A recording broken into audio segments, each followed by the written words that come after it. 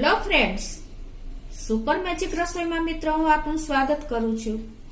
આજે હું મગ ઢોકળાની રેસીપી તમારી સાથે શેર કરું છું। તો તમને એકદમ યુનિક આ રેસીપી છે, ગમશે તો લાઈક કરજો, શેર કરજો અને સબસ્ક્રાઇબ કરવાનું તો ભૂલતા જ નહીં।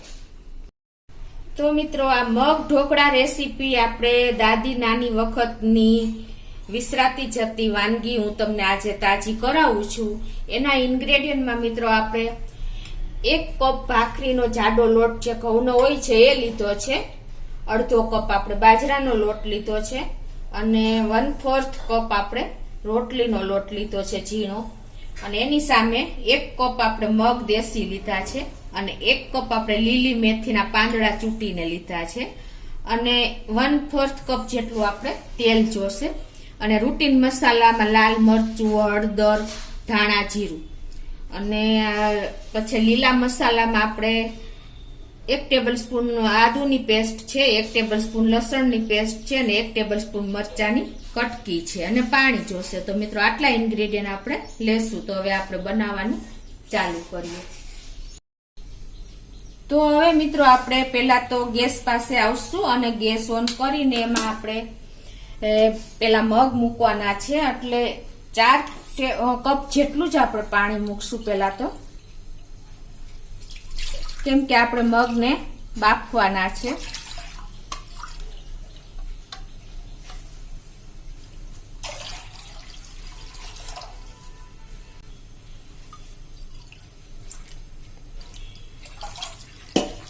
આ 4 કપ પાણી મિત્રો આપણે એને ઉકળવા દેશું, પછી આપણે મગ ઓરશું ઢાંકીને। તો જો આપણું પાણી પણ ઉકળી ગયું છે અને હવે આપણે ગેસની ફ્લેમ મીડિયમ કરી નાખશું અને 1 ટેબલસ્પૂન જેવું તેલ નાખી દેશું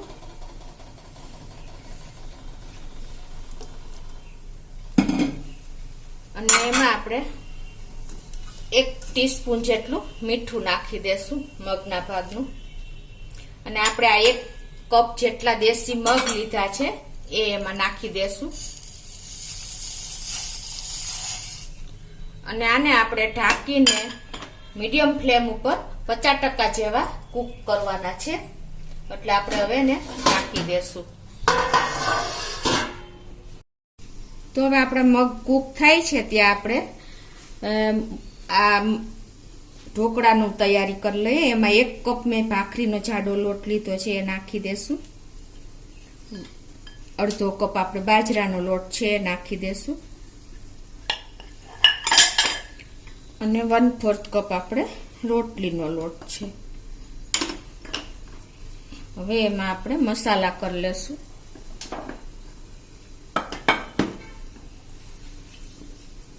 ટેસ્ટ એકોર્ડિંગ 1 ટીસ્પૂન જેટલું આપણે મીઠું નાખશું અને રૂટીન મસાલામાં આપણે 1/4 ટીસ્પૂન આપણે હળદર નાખશું, 1/4 ટીસ્પૂન લાલ મરચું અને 1 ટીસ્પૂન આપણે ધાણા જીરું નાખી દેશું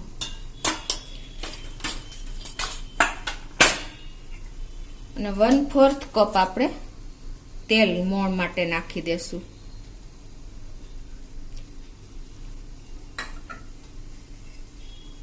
અને આ બધું હવે આપણે સરસ મિક્સ કરી લેશું।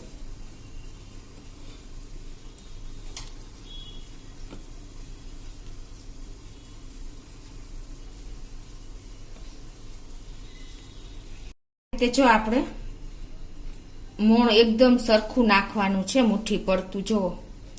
તો આપણે બધું મિક્સ કરી લીધું છે અને ડાયજેસ્ટ માટે આપણે 1/4 ટીસ્પૂન હિંગ પણ નાખી દેશું અને હવે આપણે લીલા મસાલા કરશું। એમાં 1 ટેબલસ્પૂન આદુની પેસ્ટ છે, 1 ટેબલસ્પૂન લસણની પેસ્ટ છે અને મરચાની કટકી 1 ટેબલસ્પૂન લીધી છે અને આપણે 1 કપ લીલી મેથી લીધી છે। જો તમારે અવેલેબલ હોય સિઝનમાં તો નાખો, વાની નહીતર તમે એવોઇડ પણ કરી શકો છો। હવે આ બધું આપણે એકદમ સરસ મિક્સ કરી લેશું।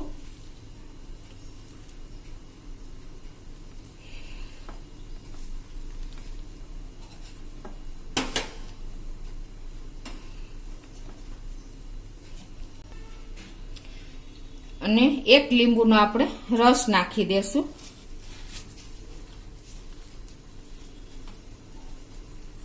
અને હવે આપણે પાણી નાખીને એકદમ કઠણ લોટ બાંધશું. જેમ જોઈએ એમ પાણી નાખવાનું છે.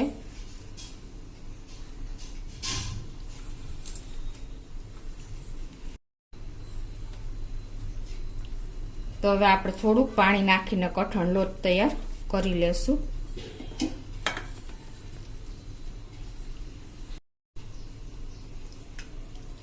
તો આ રીતે જો આપણે એકદમ કઠણ લોટ બાંધશું ને એટલે સરસ આપણી થેપલી જે તૈયાર કરવાની છે એ થાશે.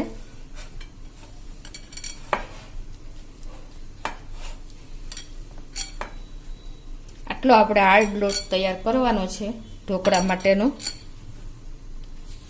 હવે એને આપણે તેલ વાળો હાથ પણ મારી દેશું.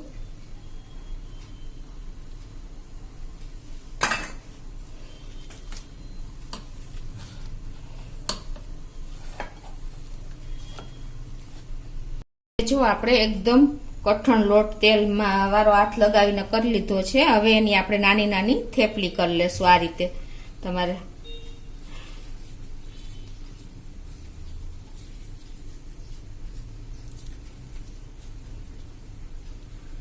આ રીતની એકદમ થોડીક આપણે પતલી કરશું એટલે કૂક થતા વાર ન લાગે.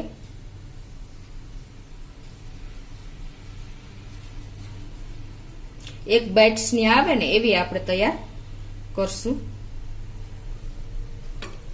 તો આ રીતે હવે હું બધી થેપલી તૈયાર કરી લઉં છું. આ રીતે જો આપણે બધી ટીકી આ રીતે તૈયાર કરી લીધી છે રાઉન્ડ શેપમાં. અને હવે આપણે આ મગ આ બાજુ બાફવા મૂક્યા છે ને એ પણ જો 50% જેવા કૂક થઈ ગયા છે. તમને ખ્યાલ આવી જતો હશે. જો હવે મિત્રો આપણે આ જે બનાવી છે ને આપણે ઢોકળી એ આમાં નાખી દેશું.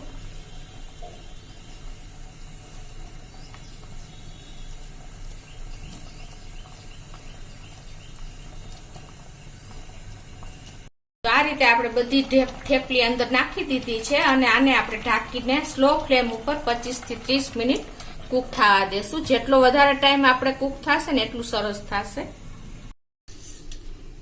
તો જો મિત્રો આપણે મગ ઢોકળાને કૂક કરવા મૂક્યા ને એને 25 થી 30 મિનિટ જેવું થઈ ગયું છે. અને જો આપણા મગ ઢોકળા પણ એકદમ રેડી થઈ ગયા છે. તમને ચેક કરીને પણ બતાવી દઉં. જે આપણે કરી છે ને પેટ ઢોકળી એ જોઈ લઈએ આપણે. જો આવી રીતે તમને ચેક કરીને પણ બતાવી દઉં. આવી રીતે ચપ્પુ ક્લીન નીકળે ને તો આપણી ઢોકળી તૈયાર થઈ ગઈ છે. જો પરફેક્ટ આપણું રિઝલ્ટ મળ્યું છે મિત્રો. તો હવે એને આપણે ગેસ બંધ કરી દેશું અને એક પ્લેટમાં સર્વ કરી લેશું.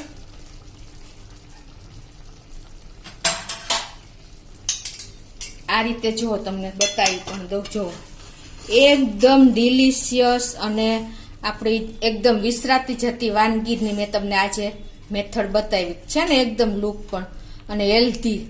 તો હવે આપણે એને એક પ્લેટમાં સર્વ પણ કરી લેશું. જેટલું આપણે આ વધારે કૂક થાય છે ને એટલું જ એકદમ મેચ થઈ જાય ને એકદમ ટેસ્ટી થાય છે. તો આ રીતે આપણે કૂક કરીને સર્વ કરી લેશું.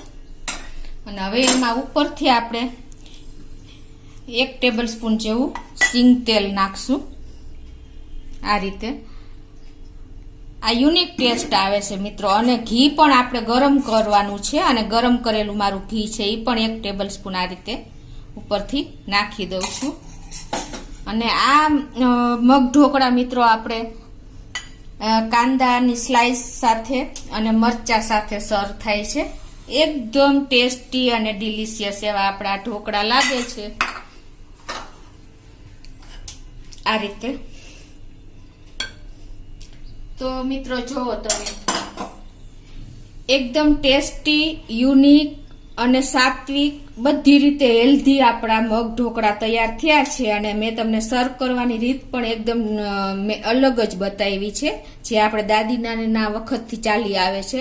તો તમને ચોક્કસ એક વખત આ મગ ઢોકળાને રેસીપી ટ્રાય કરજો. તમને આ ક્યાંય જોવા નહીં મળે મિત્રો. અને તમને મારો વિડીયો ગમે તો લાઈક કરજો, શેર કરજો અને સબસ્ક્રાઈબ કરવાનું તો ભૂલતા જ નહીં.